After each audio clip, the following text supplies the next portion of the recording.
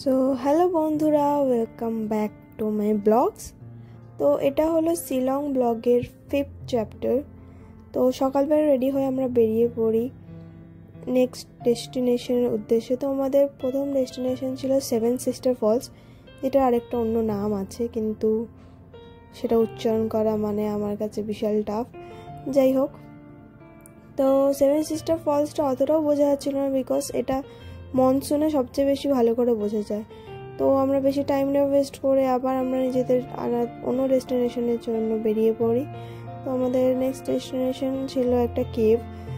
তো এই জায়গাটা তার আগে পরে খুব সুন্দর জায়গা এটা, আর এখানে বেশ সবাই গিটার বাজাচ্ছিল, গান করছিল, আমারও খুব ভালো লাগছিল, যেহেতু আমিও একজন গিটারিস্ট। তো বেশ দাঁড়িয়ে দাঁড়িয়ে শুনতে ভালো লাগছে। তো তারপরে টাইম না ওয়েস্ট করে আমরা চলে যাই কেভের দিকে। প্রথমে তো সবাই মিলেই গেছিলাম, কিন্তু তারপর জানতে পারলাম যে কেভটা একটু টাফ হতে পারে বাচ্চাদের জন্য। তো বাচ্চাদের মারা বাইরেই ছিল, আর আমরা কয়েকজন মাত্র গেছিলাম ভেতরে। তো এটা কেভের এন্ট্রিটা ছিল। তো কেভটা অনেকটাই শর্ট ছিল, বাট যাওয়াটা একটু মুশকিল ছিল। তো আমরা হাতে ক্যামেরা নিয়ে বেশ খতরোকে খিলাড়ি ফিল নিয়ে বেরিয়ে পড়ি কেভের উদ্দেশ্যে। তো কেভের কয়েকটা জায়গা ছিল প্রচণ্ড সরু ছিল, আর সেখান দিয়ে বেরোনোটা খুবই মুশকিল।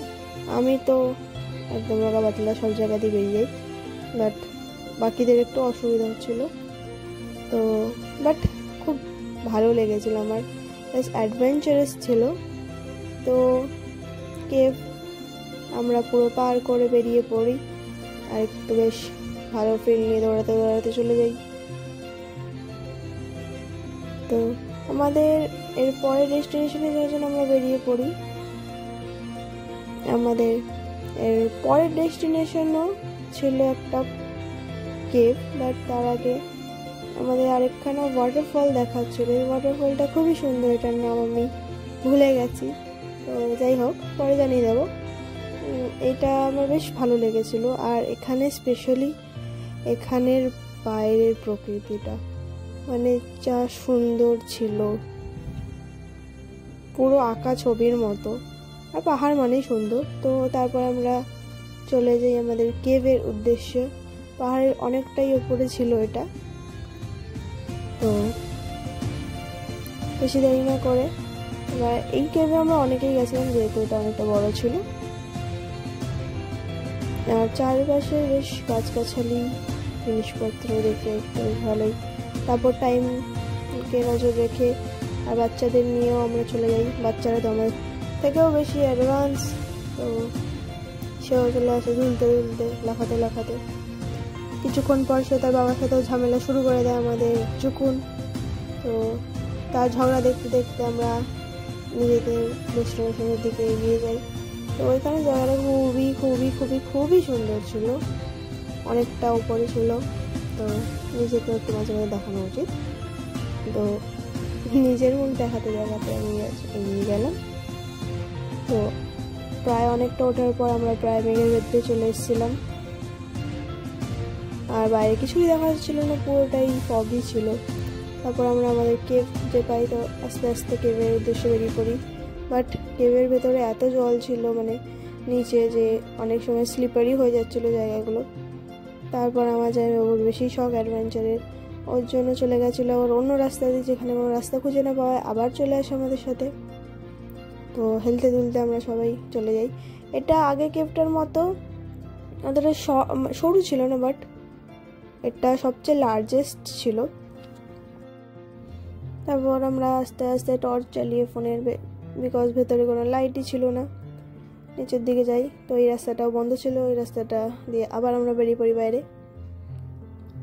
তারপর আস্তে আস্তে আবার এগিয়ে চলে যাই। কিন্তু আমাদের মেন ভুলটা এখানেই হয়েছিল, কারণ কেভের মেন এলাকাটা মানে মেন এরিয়াটা এখানেই শেষ হয়ে গেছিলো। আর আমরা জানতাম না যে কেভে যে জায়গাটা দিয়ে এন্ট্রি ছিল সেই জায়গাতেই এক্সিট ছিল। তো আমরা বেশি একটু অ্যাডভেঞ্চার করার জন্য আরও ভেতরে চলে যাই, এবং আমরা শুধু না, অনেকেই গেছিল, আর ভেতরে গিয়ে আমরা আটকে যাই। দুদিকে রাস্তা ভাগ হয়ে যাওয়ার জন্য আমরা আবার ভুল রাস্তাতেও চলে যাই অনেক সময়। তো আমরা সেটাই হয়েছিল, আমরা ভুল রাস্তায় চলে গেছিলাম, আবার আমরা ব্যাক করি। বাট ভেতরে এত সাফোকেশন হচ্ছিল, তো কিছু করে তাড়াতাড়ি করে আমরা বেরিয়ে আসি দৌড়ে দৌড়ে। এটা ছিল সেই রাস্তা যেটাতে আমরা ভুল করে ঢুকে গেছিলাম, একদম সরু, আর মাথার ওপরেই পাথর, মানে মাথা এদিক থেকে ওদিক নাড়ালে মাথা লেগে যাচ্ছিল। বেশ একটু ভয়ঙ্কর ছিল, মানে ভেতরে ফুল অন্ধকার ছিল। অ্যান্ড তারপরে আবার আমরা অনেকটা রাস্তা পেরিয়ে নিজেদের মেন রাস্তায় ফিরে আসি। ফিরে কিছু করে গুহা থেকে বেরোই, কারণ দেখতেই ভালো ছিল, ভেতরে বিশাল রিস্ক, পড়ে গেলে মাথা ফেটে যাওয়ার অনেক চান্স। তো এটা বাইরেটা ছিল, এটাই এন্ট্রি ছিল আর এটাই এক্সিট ছিল, যেটা আমরা জানতাম না। তো তারপরে ভয়ঙ্কর গুহা পেরিয়ে আমরা আস্তে আস্তে আবার নিজেদের জায়গায় ফিরে আসি, আর একটু ভিডিও করতে করতে তারপর আমরা আবার পাহাড় থেকে নিচে নেমে আসি। আর এখানে জায়গাটা ভীষণই সুন্দর ছিল। তো আমরা নিচে নেমে এই যে দৌড়ানোর প্র্যাকটিস করছিল, আর আমি ওনাকে খেপাচ্ছিলাম। যাই হোক, তো নিচে নেমে ভীষণই টায়ার্ড ছিলাম, তাও ভিডিও মাস্ট, ইনস্টাগ্রামে রিলসের জন্য, ফেসবুক পোস্টের জন্য। তো ভিডিও করতে করতে করতে করতে অনেক টাইম কেটে যায়, আর বাকিরা তো গাড়িতে বসেই ছিল। তারপর আমরা আবার সন্ধে হওয়ার আগেই বেরিয়ে পড়ি হোটেলের উদ্দেশ্যে, কারণ পাহাড়ি রাস্তাতে ওপরে থাকাটা একটু রিস্ক। তো বাইরের প্রকৃতি দেখতে দেখতে আমরা নিজেদের হোটেলে চলে আসি। আর হোটেলে এসে আবার এই দিদি বন্ধুর ঝামেলা শুরু। আমাদের ফেভারিট চুকুন তার দিদির হাতে মার খাওয়ার পর ভীষণ রেগে যায়, রেগে তার দিদিকেও মারে ধরে। আমাদের দেখে বেশ আনন্দ লাগছিল। তো আজকের ব্লগটা এইটুখানি।